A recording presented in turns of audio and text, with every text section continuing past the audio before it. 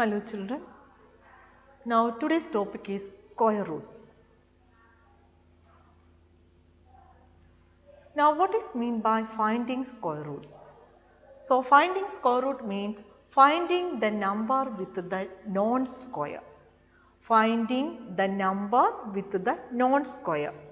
The square is known and that square is the square of which number? Okay. So finding the number with the non-square. Now look at here. Square, I wrote here as square and here I wrote as square root. Now consider the number 3. What is the square of 3? 3 squared. So 3 squared equal to 9. So 9 is the square number and 9 is the square of which number? 9 is the square of 3. So we can say that square root of 9 is what? 3. 3 is the given number. When you square it, you will get 9 and the square root of 9, because 9 is a square number, 9 is the square of 3. Therefore, square root of 9 equal to 3. And we can say that square root is finding square root is the inverse operation of squaring.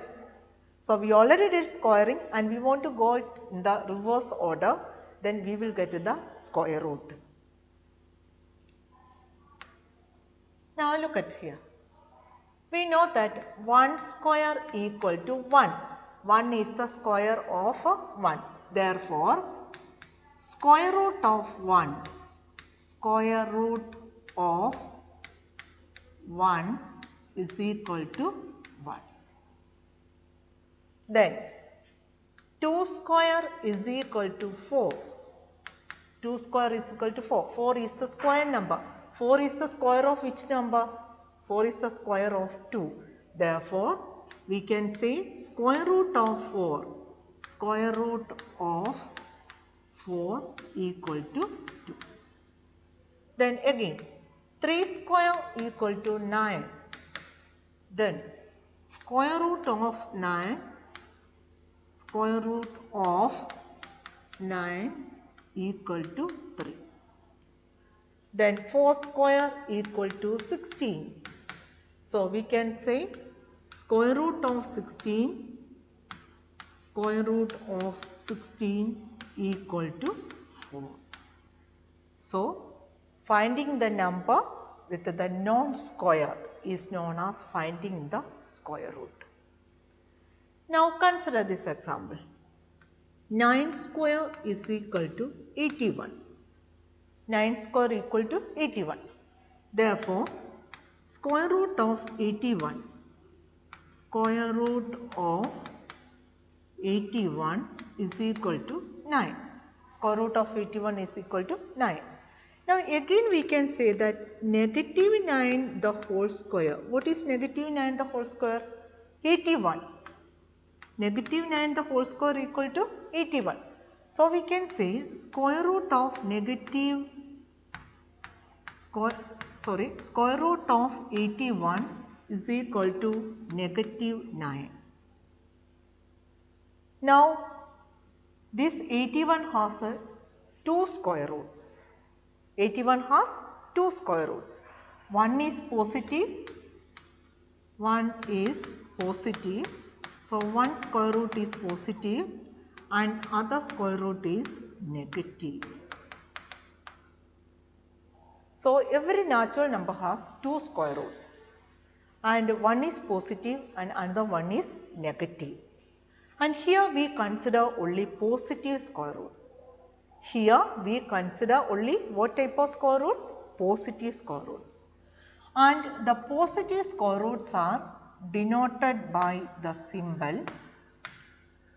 The positive square roots are denoted by this symbol.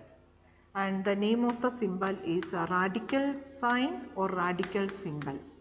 Radical sign or we can say radical symbol. Radical symbol. So the positive square roots are denoted by this radical symbol. So when you take every natural number, it will have two square roots. When you take 16, it will have negative 4 and positive 4. 9, negative 3 and positive 3. 4, negative 2 and positive 2.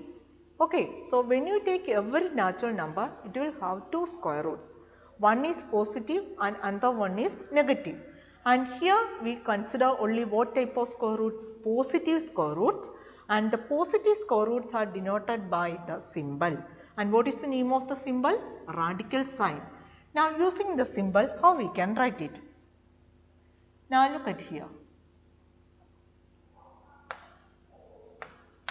Square root of 1 equal to 1. So using the radical symbol, we can write square root of 1 equal to 1. Square root of 1 equal to 1.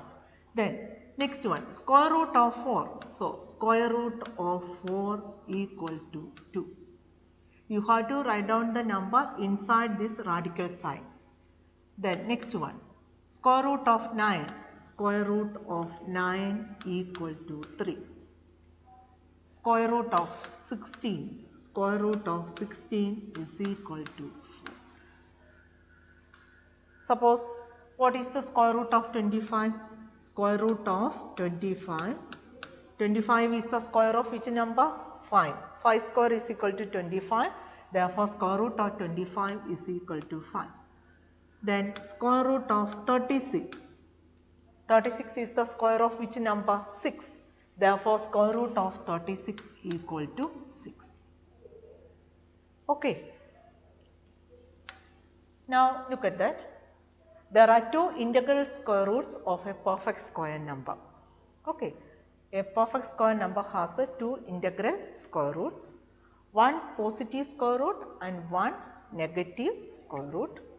And we consider only positive square root of a natural number. Okay. If a number is given and we consider only what type of square root? Positive square root of the natural number. And the symbol stands for the positive square root, and you can see the symbol. And what is the name of the symbol? Radical sign. So if the given number is a perfect square, we can find its square root, and we have to consider only positive square root. Now the perfect squares are given. We have to find out the square root. Now 1 square equal to 1, then 1 square equal to 1, therefore square root of 1 equal to 1. 2 square equal to 4, square root of 4 equal to 2. Similarly, 3 square equal to 9, square root of 9 equal to 3. So it will go in that way. Now look at that. 11 square is equal to 121. Square root of 121 equal to 11. Now another example, we can take 25 square equal to 625. Therefore, square root of 625 is equal to what? 25. Then another example, 19 square equal to 361. So square root of 361 is equal to 19. So the square and square root table.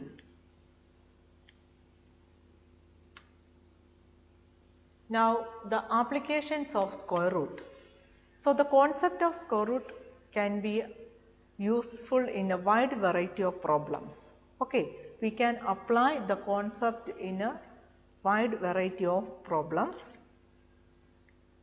Now the example, first one, area of a square park is 121 meters square.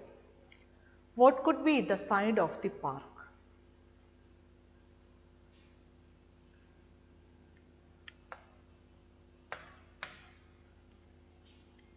Now a square park is given. Okay, and the area of the park is equal to 121 meters square. Now what is the side of the park? What could be the side of the park? Now we can take the side as x. Then what about the square? All the sides have equal measure. So the other side is also x. All the four sides the measure will be x. Then how can you find out the area of a square? So area of a square equal to side into side. Area of a square equal to side into side, and side we can use the letter x. So x into x. What is x into x? X into x is x square. And the value of x square is given 121. So we have to find the value of x. So 121 is a perfect square number, and 121 is the square of which number? So that is finding the square root of 121. So x square equal to 121. So if you want to find the value of x, it will be square root of 121. So what is the square root of 121? 121 is the square of which number? 11. Therefore, square root of 121 is equal to 11. So the side of the park is 11 meters. The side of the park is 11 meters. So we can apply the concept of a square root. Is very useful in solving a lot of problems, wide variety of problems. Now the next question.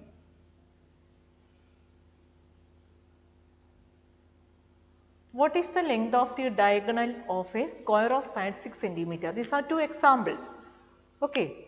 So what is the length of the diagonal of a side 6 cm?